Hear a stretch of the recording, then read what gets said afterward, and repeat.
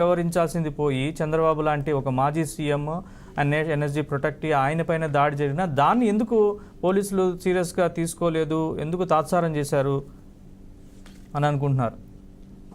నరేష్ గారు, మీకు మన ప్యానెల్లో ఉన్నటువంటి సోదరి అనూష గారికి, మిత్రుడు షేక్ సైదా గారికి నమస్కారం అండి. నమస్తే సార్.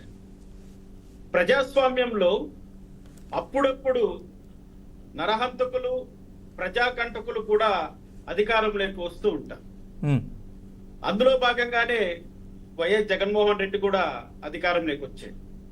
తన అధికారంలోకి రావడం కోసం వైఎస్ జగన్మోహన్ రెడ్డి అనేకమైనటువంటి వాగ్దానాలు చేశాడు, తప్పుడు వాగ్దానాలు చేశాడు, అబద్ధపు మాటలు చెప్పాడు.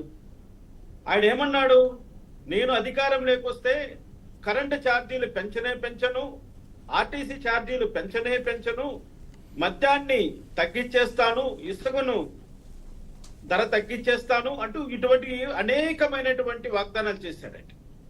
ఈ వాగ్దానాలన్నీ నిలబెట్టుకోకపోగా కరెంటు ఛార్జీలు 9 సార్లు పెంచాడు, ఆర్టీసీ ఛార్జీలు 6 సార్లు పెంచాడు, ఇసుకను దొరకనీయకుండా చేసేశాడు.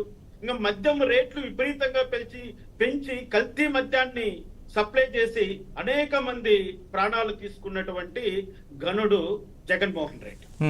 ఈ అక్రమాలను ప్రశ్నించేటువంటి అధికారం ఉన్నటువంటి ప్రతిపక్ష పార్టీలు ఏ కార్యక్రమమైనా చేపట్టవచ్చు.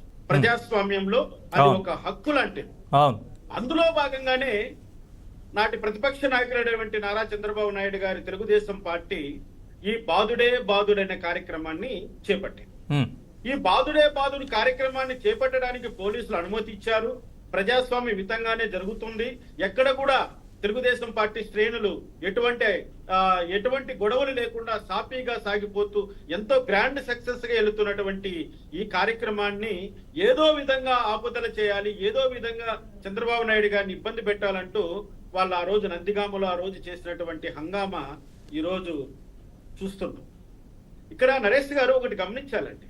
ఇంతకు ముందే చెప్పుకున్నాం, చంద్రబాబు నాయుడు గారు భారతదేశ రాజకీయాలలో అత్యంత ప్రతిష్టాత్మకమైన, అత్యంత విలువైనటువంటి ఒక రాజకీయ నాయకుడు అండి. అందుకనే అతనికి భారత ప్రభుత్వము అతనికి ఎన్ఎస్జీ కమాండోలతో రక్షణ కల్పిస్తోంది. ఆయన ప్రాణానికి హాని ఉందని. అటువంటి రక్షణలో ఉన్నటువంటి చంద్రబాబు నాయుడు గారి పైనే ఈ అల్లరి మూకలు, ఈ రౌడీ మూకలు, ఈ దుర్మార్గపు వైసీపీ శ్రేణులు ఎన్నోసార్లు ఆయన పైన దాడికి యత్నించారండి. నేను ప్రత్యక్ష సాక్షి అండి. అంగంలో జరిగినటువంటి దాడికి ఎంత నీచంగా ఆ రోజు ప్రవర్తించారంటే ఈ వైసీపీ శ్రేణులు, వారికి వంత పాడినటువంటి ఈ పోలీస్ అధికారులు ఈ రోజు మనం వాళ్ళ గురించి మాట్లాడుకోవాల్సి వస్తుందంటే నిజంగా పోలీసు వ్యవస్థ అన్నది బాధ్యతాయుతంగా పని చేసి ఉంటే ప్రజాస్వామ్యం 10 కాలాల పాటు ఉంటుంది, ప్రజల మాన ప్రాణాలకు రక్షణ ఉంటుంది, సొసైటీలో లా అండ్ ఆర్డర్ ఉంటుంది. ఆ రోజు చెప్పినట్లుగా అర్ధరాత్రిన ఆడపిల్లలు తిరిగేటువంటి రోజులు వస్తాయి. ఎన్నో రోజులుగా చెప్పుకుంటున్నాం. మరి గత వైసీపీ ప్రభుత్వంలో 5 సంవత్సరాల కాలంలో ఆ జగన్మోహన్ రెడ్డి చేసినటువంటి అరాచకాలు అన్ని ఎవరికి రక్షణ ఉంది, ఏ ప్రాంతంలో రక్షణ ఉంది, ఏ కమ్యూనిటీకి రక్షణ ఉంది, ఏ రిలీజియన్ కు రక్షణ ఉంది, ఏ జీవికి రక్షణ ఉందండి ఆయన కాలంలో? దానికి మించి ఈ ఎవరైనా సరే అన్యాయాన్ని ప్రశ్నించడానికి రోడ్డుపైకి వస్తారు, ధర్నాలు చేస్తారు, మీటింగ్లు పెడతారు. ప్రజలకు ఎవరిస్తారు? జగన్మోహన్ రెడ్డి చెప్పింది ఏంటి, చేస్తున్నది ఏమిటి? ఆయన ప్రజారంధికంగా పాలిస్తున్నాడా, ప్రజా కంటకంగా పాలిస్తున్నాడా?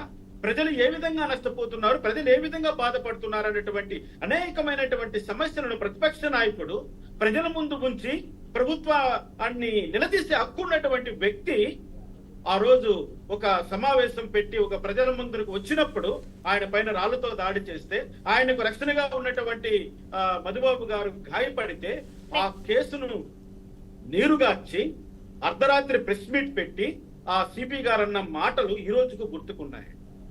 తెలుగుదేశం వాళ్ళే కావాలని ఆయన మీద దాడి చేయించుకున్నారట. మరొక ఆశ్చర్యకరమైన విషయం ఏంటంటే అసెంబ్లీలో ఈ ప్రస్తావన తీసుకొచ్చారండి నరేష్ గారు, మీరు గుర్తు చేసుకోండి.